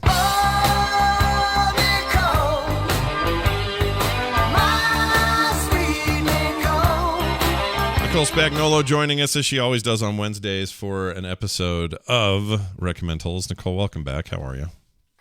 Recommendals. Yeah, that's right. Recommendals. Whoa, I got a box. What's this? What is this? Oh. Hold on. I'm feeling better. I'm so sorry I didn't get to do the 3D. That's all right. Nicole, that's okay. I just got a giant box with your name on it. I'm going to open it. What is this? Oh, be careful with those scissors. It also says Mateo was here. Be careful. Okay, Mateo was here on the box. Oh, and they drew on it? I have to keep the box now. All right. No, you don't. Here, will you help me open that? I have hundreds of pictures I could send you. I'm going to let Kim tear it open. We're going to do a live unboxing here, everybody. It's an unboxing, everybody. Kim's got the scissors. I don't know what this is. This is news to me. I'm going to help you out. Okay. But you got to be careful. Okay, don't open with box cutters. You don't. Oh, it said that? That's right. Yes. Okay. Brian, do you know what this is? I do. Oh, you do? He does. Uh-huh. Okay. I don't have any idea. Ooh. Kim's going to want to have some face protection when that box opens. Is she? She's going to want to have a helmet on? Okay. A helmet. Yeah, a helmet would be good. All right, yes. we're working it. Nicole has very successfully sealed this up. Sorry. No, you got to flip it over on the bottom. There's only one. What is this? Piece of tape there. It's another one of her things. It's another one of her things. Oh, man. Nicole, I see the Lich King in here. Hold on. Is that the Lich King? All right, there's a very nice letter. I'll save that. Oh, look at all this WoW stuff. These are WoW shirts and stuff? Is this where all my shirts went? This is great. So Nicole, I don't know if anyone knows. I mean, I know everyone kind of knows this, but Nicole's like a master quilter, Well, and she made. Oh, I know that. And she made this. Look at this Warcraft themed bunch of old shirts converted to the different panels. So I wanna say this gift was made possible by I had donations. I did this secretly. I've been working on it for months. Oh my gosh. I don't even know what to say. I don't deserve this. So Kim was able to sneak away a lot of your shirts for me. Brian donated shirts. I donated shirts. Jerry Tolbert donated shirts. And boy, did Corey we all Pelton. sweat them before we gave them to. They were all washed. Don't worry. Okay, that's just so. And Corey Pelton, who is one, a lot of the cinematics that you love. Yeah. Oh yeah, He does a lot of the cinematics for Overwatch. He donated. In fact, there's some developer shirts in there that I thought were really cool. So, and the inside is a bunch of arcade machines. Yeah. That's cool. I didn't see the inside. Oh, that's so cool. Nicole, I can finally post it. Yay! Why do I deserve this? This is It's a happy early birthday. The card says happy early birthday. Oh, all right. Well, this is the nicest thing. Oh my gosh, I'm gonna so curl cool. up with this. And my the next nap I take is with this. Yes. I made it to where you can use it all year round. That is so nice. I Wow, owe you. Mark is gonna paint you. It looks like, by the way. He's gonna. Oh, is she getting painted? We missed it. What did he He's do? behind you with a paintbrush. Yeah, I saw him. What are you doing? You were gonna get shellacked. Well, that was awesome. Thanks for helping keep that a secret, babe. Kim gave I had no idea. That was news to me. I love it. I thought for sure. I was like, I put it up in the Tadpole Facebook group. I'm like, hey, I'm working on a secret project. Can't tell you what. I didn't know if you would see it, but yeah. I'm blown away. I don't even know what to say about that. That was really, really nice. So it's not just Warcraft. There's also some Overwatch in there. I think your Hearthstone shirts in there. There's a number of shirts. Oh, I tried to do the really big ones. Yeah. I kind of broke it up. So like the Lich King one. Yeah, it's a double cool panel. looking. Yeah. Also, there's a pack of Boris Vallejo cards in here. This is why you were talking about Boris Vallejo. This is why you brought that up. Oh, these are the ones you can't let Mateo see. Oh yeah, there's a lot of nudie people in these, but I mean, back in the day, like in high school, there was nobody as cool as Boris Vallejo, dude. I was so into that guy's art, his fantasy art. Oh my gosh, so good. The ribbon that I that wrapped the quilt is Horde ribbon that I made for the wrapping. Wow. This is awesome. I don't even know what to say. This is the happy nicest early thing. birthday. I couldn't wait till your birthday. When I finish a quilt, I'm like, I gotta give it. Yeah. And you never know when someone's gonna release that I have to do. If I make it to my next birthday, that'll be great anyway. But no, I'm stoked. This is just the nicest thing ever. So thank you for that. I'm really glad you like Yeah, it. I love it. I don't just like it. It wasn't just me. It was love a it. lot of people involved. Well, thank you to everybody who helped, and I can't believe you all kept it a secret. I just completely had no idea. That usually doesn't happen. That's a rare thing. I'll post a picture of it on my Instagram if anyone wants to get a detail of all It the is shirts. incredible. Yeah, you got to zoom in there and look at all the different shirts and stuff in there. That was super I was nice. actually talking to someone at Jinx because I went through all their clearance shirts because I just needed shirts. Yeah. And so I got talking to the customer support at Jinx, and she's like, "You have to send it to me when you're done." It really is cool, and I can tell which shirts. Like immediately, that Lich King one and the old Warcraft 3 one. Like I know those shirts. I wore them to death, and now they'll never go away. That's awesome. And you know what? Most of them don't fit me anymore anyway. It's perfect use. It's great. And I thought, man, my closet's weird. What happened in here? That's the only the hint I had was that my closet felt weird, and that's it. I was wondering how she was gonna slip them away. Yeah, it's really impressive. You know what that tells me especially is if you haven't worn them. That's what that tells me is there's shite in my closet that I have no idea I still have. Yeah, that's what that tells me.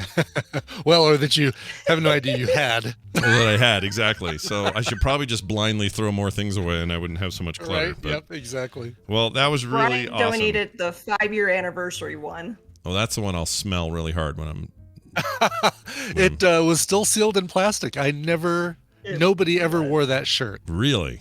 All right. Yes. Well, now I love it even more. No, I mean, it'd have been fine if you wore it, but now I know. Yes. I'm not as turned on as I was before. I don't know if Hakito listens, but he was supposed to send me shirts, but he took forever. So now I'm going to make him a quilt of the shirts that he has. Oh, nice. That's how you get that's how you get your own. Is you just take forever submitting them. I see how it is. Yeah, no, that's funny. I'll have to give Eric a hard time for that. Well, it's really awesome, and expect all kinds of social media photos until my face bleeds. I can't wait to show this off. It's awesome. All right. I don't even know how to continue here. Let's go ahead, I guess, and do recommended. What'd you watch, all right, Brian? Yeah, let's jump over to Brian, I guess. Hey, All Brian. right, this one. Mine's a movie, and there's really not going to be. There was no part of this thing that I could isolate out that isn't a dead giveaway. So I just leaned into it. It's going to be very obvious, but this is something brand new. All right, I'm going to hit play. I am Musnavi, you probably never heard my name. Reports of my fame are greatly exaggerated, exacerbated by the fact that my syntax is highly complicated. Yes, I immigrated from the single greatest little place in the Caribbean, Dominican Republic. I love it, Jesus, I'm jealous of it, and beyond that, ever since my folks passed on, I haven't gone back. God damn, I gotta get on that. Oh, the milk is gone bad. Hold up just a second. Why is everything in this fridge warm and tepid? I better step it up and fight the heat, cause I'm not making any profit if the coffee isn't light and sweet. Abuela, my fridge broke. I got café, but no con leche. Ay, Dios. Try my mother's old recipe. 1 can of condensed milk. Nice. Oh, hey, your lottery ticket. Paciencia y fe. So this is the Heights, right? Is that what this is? In the Heights, yes. This is the production that actually put Lin-Manuel Miranda on the map before Hamilton. This was something that he wrote and was a show before Hamilton was released and went big. If you love Hamilton, this is good. It's no Hamilton, but it's a Lincoln and 2 Washingtons. Wow, that's pretty good though. Those, yeah. Yeah. I mean, if Hamilton is a 10, then a Lincoln and 2 Washingtons would be a 7. Sure.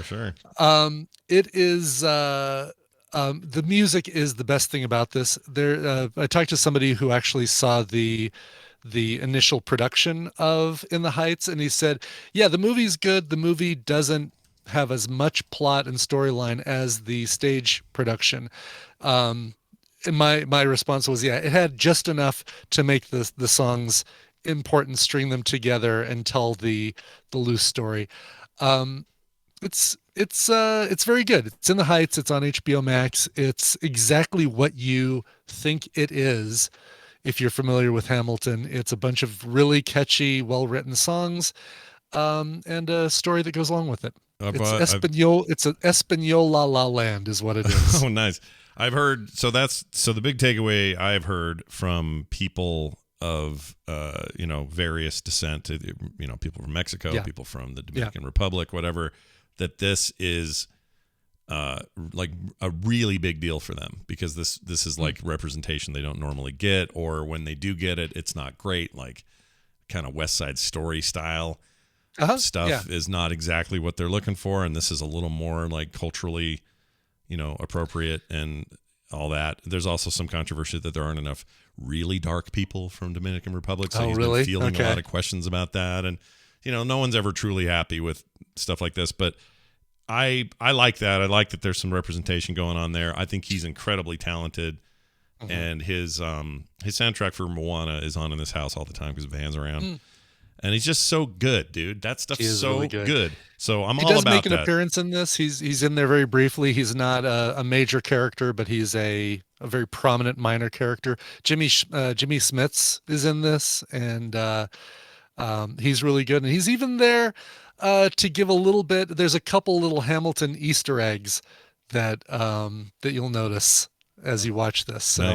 Nice. Does he help Dexter kill people in this, or no? He's not into that.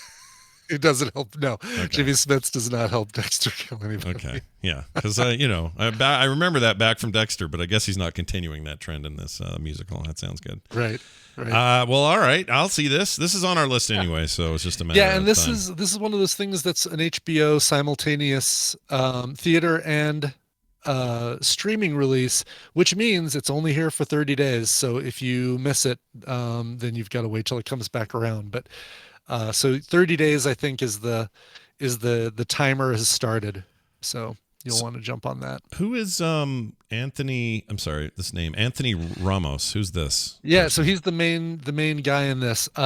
He's done some. It's funny. He was Isn't in he one the of son the Kong in or Hamilton? Skull Island. Oh, was he the son in Hamilton? He might have been. He was the son in Hamilton, and he Okay. played a dual role. They did a whole thing on him on CBS Sunday morning. I watched it. Oh, here. Okay, Watched yeah, you're CBS right. Sunday morning. And he is in the Godzilla King of the Monsters movie. He is, yeah. And Yeah. it's funny. The two main characters, the two main male characters, I should say, were one of them was in Skull Island. The other one was in. No, one of them was in Skull Island. The other one was in Godzilla King of the Monsters. Okay. Oh, he's got a great. He's in all sorts of stuff. Star is Born, bunch of TV. Yeah. Monsters and Men, Law and Order. Yeah. Okay. Cool. Like. Daphne Rubin Vega. This also has kind of a Rent feel to it. And Daphne Rubin Vega, who was Mimi, Mimi in Rent, is also in this. I don't want to say out loud what Claire Gax says she wants him to do to her, but she likes him. She's a fan. Let's just put it that way. We'll leave it at that. It's something the Batman wouldn't do. Is what.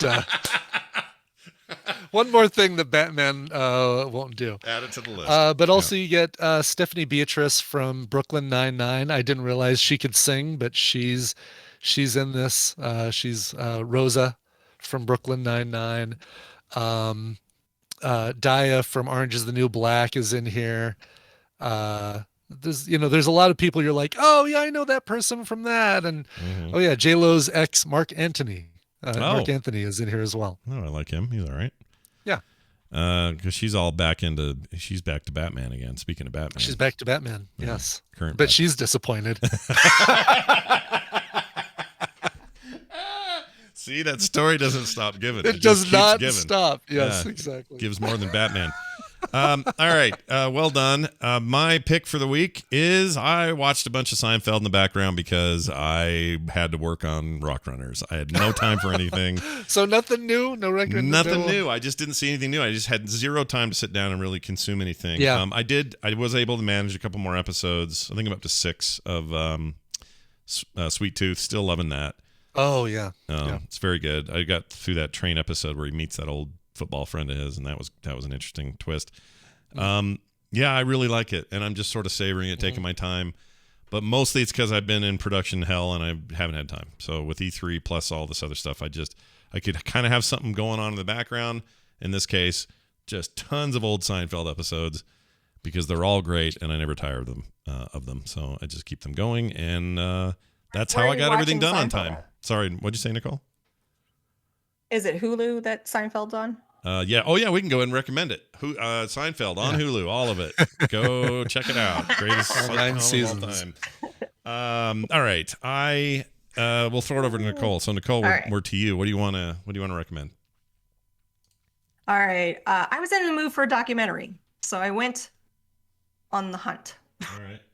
I like it. By the way, did you watch the Villages documentary? Started it. Oh, I got to finish that. I got started. halfway through it and got busy, or something happened. I had to go, but I meant to finish it. But that thing.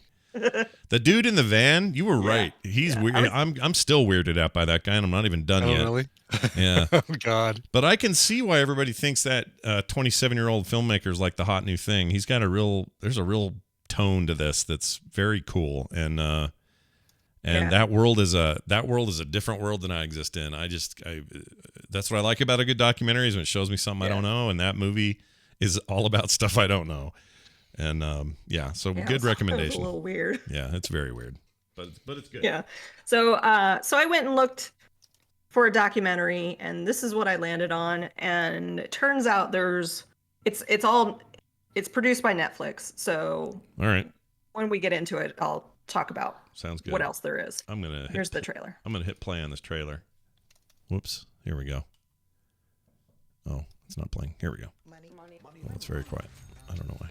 Powerful tool. But it's no accident so many of us are struggling with debt. It's how the whole game was designed. Americans now owe more in student loans than in auto loans or in credit card debt. It's a crisis that we have to address. Credit card companies conduct literally tens of thousands of experiments per year to figure out how do I make the most money from each person.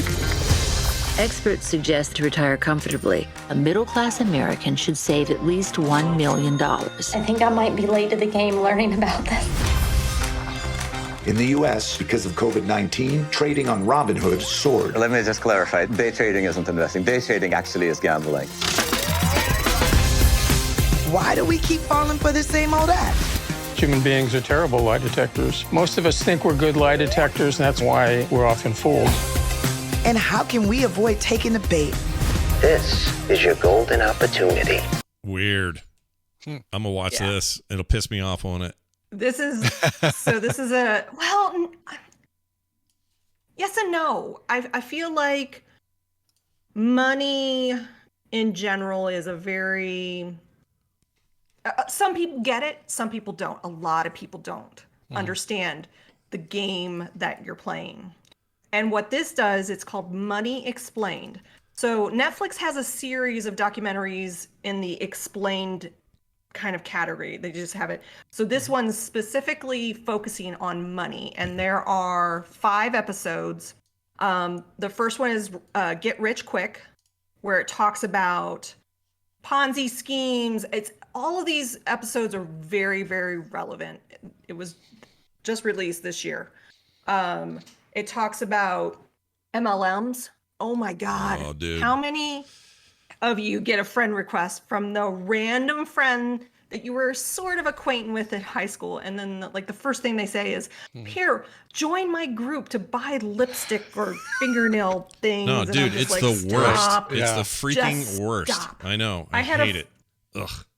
I had a mom friend invite me to a clothing group, and I'm like, I'm sorry, it's not my thing.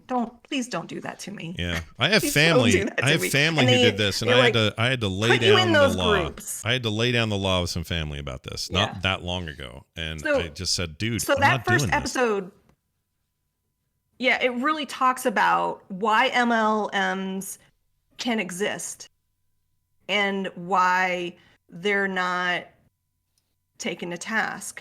So, but there's loopholes that these MLMs have figured out. And so I really recommend this documentary series for everyone, especially the credit cards episode. Yeah. If you have student loans is the 3rd episode. Gambling, the gambling one is. I noticed Jane Lynch is in that narrating. Yeah, first voice I heard. Yeah, it was hers. That's cool. Yeah, so each one of the episodes has a famous. So the first one is Tiffany Haddish. I think Jane Lynch does the credit card ones. Yeah, Jane Lynch does the credit card ones. The guy who does the gambling ones, his voice really, I didn't like it. I didn't like it at all. I feel like I was like, could you just clear your throat? Could you clear it for me, please? Was it Seth Rogen? But it's good information. No, I don't know who. They don't say. They don't say who it is. It wasn't Seth Rogen. It sounds like he's an old mob boss, honestly. Oh. Oh, really? Okay. Even better. They said the list of where is it? It's in the trailer of all the different voice actors that are doing. There it goes. So it was Bobby Cannavale. Bobby Cannavale. Yeah, from Cannavale from he was in Vinyl. He was the dad in Ant-Man, the new stepdad. Oh, wait, this is the guy from Best in Show, and he has a terrible voice. Who am I? Oh, I'm thinking of Bob Balaban or Balaban. Yeah, Bobby Cannavale. God, I don't know if you guys ever saw that show Vinyl that I recommended. Vinyl. I know. But he usually he does play like he's the wise guy. He's like a big Martin that's why Scorsese go-to. Yeah. So that's why he's doing the gambling voiceover. Edie Falco and Marcia Gay Harden are the other two. So check it out. It's not. I didn't necessarily feel upset. It just kind of opens your eyes to certain things that are happening, especially with credit cards. Yeah. Like the way that they classify users is very interesting to me. I would love to become a hacker. Like use all of there's a guy who he has like binders of credit cards and he knows when to use them, and like he uses all of the company's like incentives against them basically. But yeah. Well, it's an interesting set of shows. They're only 22 minutes long. So they're short. Okay, cool. So all right. So they sound like they're more educational than trying to get a rise out of everybody. They're just sort of I mean the trailers are always going to be a little more provocative because they're trailers, but sure. But I will watch that. Absolutely will watch those. I felt more educated about money, the system. Credit card companies hate my guts because I don't do any of the things they want me to do. You pay off you probably you're part of revolving. They go through that. Yeah, they probably do, and I use it as purely a way to build credit and to immediately pay as soon as anything's paid for with a card. I pay it off immediately, like not even even sometimes the same day, because I had to run in with some debt back in the 90s. I don't ever want to do that again. And so it just irritates me that that's how they make their money. So I'm like, you know what? I'm going to use you for all you're giving me, and I'm not giving you shite back. You're never going to. You're a hacker. Yeah, I am kind of hacking it. Yes, a little bit, because I've been on the other side of it where I was fooled by it, and I'm not doing that ever again. So it's not. There's some people are like, well, I'm never having another credit card. No. Have the card. Just use it in the way they don't think you should, or use it in the way they don't expect you to use it, and then you're golden, man. Do that. They go through the history of how credit cards came to be, and Bank of America was actually the first one to release a credit card, and they lost a ton of money on it. Yeah. They also talk about the regulations and all of that, like with what's on your bill now. Like if you only pay the minimum, you're going to be paying on this for 5 years, kind of stuff. Yeah. So it's a worth a watch, definitely, especially if you are struggling with money, which most of us are. Yeah, who doesn't have some reason to struggle with it? And that seems like that trailer leads me to believe that the struggle is what they're mastering ways to profit on the struggle, even if it's a minor struggle for some and a massive for others. Like that whole business is around always having it be a little hard. Yeah. And that sucks. I hate it. Yeah. The student loan one, the student debt is brutal to watch. Yeah. Because I feel like I just missed it. I had about $20,000 in student loan debt when I graduated college. And I worked full time at the college, and they paid for my tuition when I was a sophomore. I started working there when I was a sophomore. So I had $20,000 for my freshman year and part of my sophomore year. Yeah. And then like I read something, it was like me and my friend went to the diner and we ordered cheese fries, and I used my loan money, my student loan money. I never thought I'd be paying those cheese fries off for the next 30 years. Oh, jeez. Did you ever do the math and with interest and everything, try to figure out what your cheese fries cost you? What those cheese fries cost? Right, Yeah. right, right? Yeah. That'd be a fun bit of math. It's probably not crazy, but I'll bet it's like $50 to $100 for cheese fries. They go through that for you in that episode. Yeah. They show you like the compounding interest and like you're paying on the interest, and if you defer, and then it goes into the for-profit schools. So I don't know if you guys know this, but I worked at a company that sold software to colleges and universities, and I went around and I trained the staff. I was a trainer. So I've seen all the colleges and how it's kind of evolved over the years, and I've told my kids, I'm like, you don't have to go to college. You need an education, but you don't need to go to college. Yeah. It needs to be. It's kind of a racket. Oh yeah, talk to Justin. He got a full blown, degree, and he'll tell you don't do it. Yeah. He's like, don't do it. It's just a racket to get your money, but education matters. That's important. And I don't know. This is someone who, my daughter's in the chat room right now, just graduated with a degree from the University of Utah, but she also hacked it. She doesn't owe anything. That's and awesome. We figured out a way to do it and did it over a pretty quick amount of time. And she's solid. She's golden. So she got that education. She's not saddled with the debt. I'm not even sure how we did it or how she did it. Yeah. But I mean, there's ways to do it. That's the thing. Education is good. And they talk about that, why the U.S. kind of made these loans, student loans, and why it was all around the time of Russia going into space. And at the time, I think was it Eisenhower? He was like, we need to improve our education to actually also get to space. So that's why he kind of created these loans to really push education. And it was originally only supposed to be for like science and engineering. And then it just kind of bled into the other areas, and yeah, we're here. yeah. So it's pretty nutty. Well, all right. Remind me of the name again. Some of the chat were asking again too. What was the name of it? The show? Money Explained.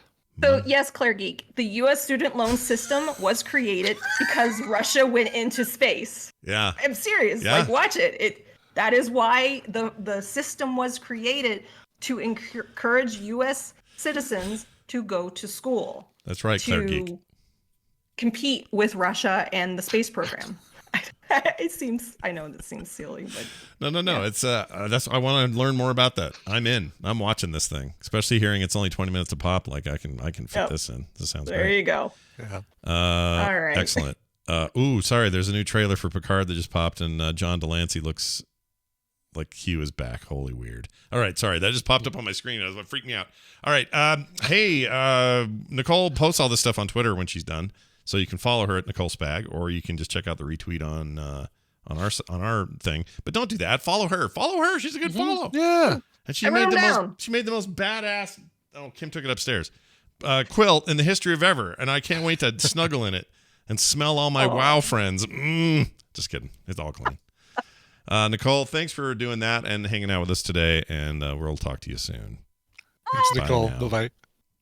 Seriously, is that not the coolest thing? It's so cool. That is the coolest thing. It is absolutely the coolest thing. Good luck, everybody, with the rest of the birthday, because you got a challenge. Yeah, my thing's sitting right over there that I got for you. I'm thinking I'm just going to take it back to the store.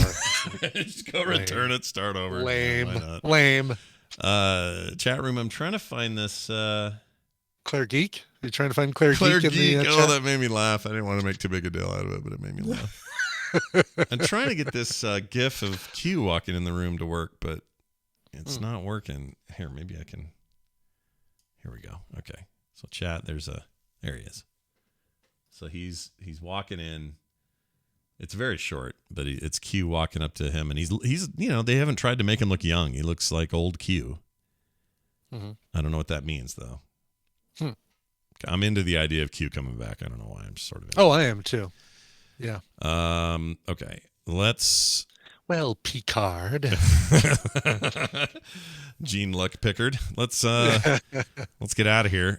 We are going to play a bonus mashup though today. Cool. Jamie's got quite a few of these lined up, so I thought we'd play one today. He really wants me to play the next Resident Evil one, but I'm going to save that for Monday. Just so we can have a little space between these things. Yeah. Hey, Brian, did you ever wonder what the story? I mean, but do you ever want to relive? You want to relive the discovery of the Hey Birdum moment? Is that? I do. It's been a long time, and I remember it being very enjoyable. Well, then here it is. Brian got a voicemail, a Google voicemail. Right, so I got my Google Voice account, which, I don't think I've ever used for anything. Yeah. I think I just got it because it's like, all right, well, I better pick up a Google Voice account. Came to email yesterday to the following voicemail. Hi, Bertram. I just called you. How you feeling today, darling? Have a good evening. God bless. Love you. Bye-bye. Ugh. What's that ending? Bye-bye. Bye-bye. Bye-bye. It's just one more time. Hi, Bertram. Okay, wait. Her Bertram. Bertram. So you're not Bertram. Bertram. I was thinking maybe it's Darlin, but you listen to it again. It's not. Hi, Bertram. It's Bertram. Bertram. Hey, Bertram. I just called you. How you feeling today, darling? Just calling to see how you're furling today, Bertram. It's like punctuation for her. I'd like I need a Frankfurtin. Bertram. And a Bertram. I get that with fries, Bertram. Oh, that's awesome. All right. If you get more of those, give over. All right? Because we're going to play them here on the show. Happily. So the only problem I have with these origin clips is I wish I knew when this happened. Like, how old was that? That was pretty old. Very old. Yeah, that was early days. And he doesn't have the follow-ups in there because we got a second message for Bertram and then we called. Oh. And that really ended the whole thing because That's right. I forgot we did all that. Yeah, that's got to be like 2013, 2013, something like that. Yeah, something like that. Weird. All right. Well, that was awesome. Jamie, as always, thank you. We love your stuff. So keep it up and good luck on your surgery, which I think happens. Oh, yeah. No, wait. It's probably Monday or something. I forget. Okay. It's soon, though. But we wish you a quick and painless recovery. For sure. There he is. Well, you don't have to include him, Jamie. But if I'm just trying to think, when the heck was that? That feels so old. Yeah. And Brian's microphone sounded different. I don't know what that was about. That was weird. Oh, so much different. You're so warm and inviting now. Listen to you now. Like a hot bath. Like being wrapped in World of Warcraft quilts. That's All right. We're going to go now. Thanks, everybody, for being here. Again, we're off tomorrow. Brian will be at his event. However, I'll be here streaming something. I'll be playing some game. So. Yeah, there'll be content. There'll be content. There's always content, people. Come out and hang out. I think that'd be fun. Yeah. We'll do that tomorrow at the same normal time so that you guys can come hang out. Maybe a little later. Maybe I'll use the morning to walk or something. But anyway, I'm excited about you going because you'll come back with stories and we'll have brand new stuff next Monday. So come on back for that. There will be a film sack. Like we said, it's a watch along. And what else? All kinds of stuff this weekend. There's Core tomorrow night. Sorry. And there will be Dungeons this weekend. All the normal business. So plenty to do. Lots to hear. But no Coverville today. A reminder. No Coverville tomorrow. No Guess the Connection Friday. None of that stuff. Zip. Nada. Zippity-doo-dah. You'll have to get your covers someplace else. Exactly. Right. Brian. That was some aggressive zipping your headphones. That was way too aggressive. I don't know what I was thinking there. Hey, if you like the show, tell your friends and head on over to patreon.com/TMS and throw a little skunk money our way. That'd be awesome. Frogpants. I don't even know what that means. Frogpants.com/TMS is for everything else. And now we'll play a song. Here's a cover. We got one more cover. Let's play this cover. Yeah, we do have a cover. Dustin from Michigan wrote in, said, for my next venture around the sun, I hit the number. The answer to which no one knows the question. The creation of a special computer the size of a small planet was created, built from organic components and named Earth. To find this question, I know you guys know the number.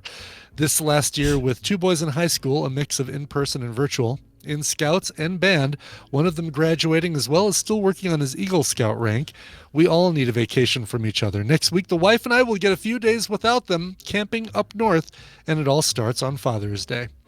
Covermeister, our musical likes seem to be very similar, so I leave it up to you.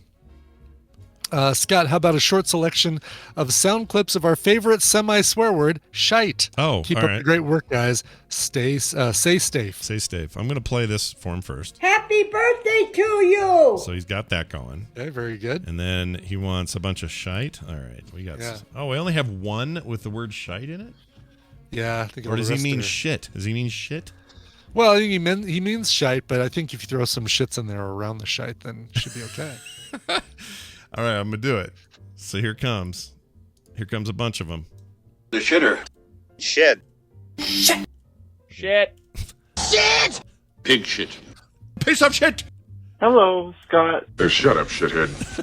Well, that's a shit name. Why was the hello Scott in there? I don't know. That's followed by the hello. Shut up, shithead. Oh, it's too good. All right, there you go. continue with your song. Well done. Thing. Excellent. So he said pick anything. He just likes the stuff that's harder rocking. So I'm going to go with this one right here. If you're familiar with the band Basement Alchemy, they've put out a bunch of covers, and these guys are so great. They interject some funk and rock into their covers, and it's evident on this one too. Came out in 2012 from their album Covers from the Basement. It is White Stripes' Seven Nation Army. See you guys on Monday. This show is part of the Frog Pants Network. Frog Pants Network. Get more shows like this at frogpants.com. The future? You murdered the future. Yeah, you did. You dirty son.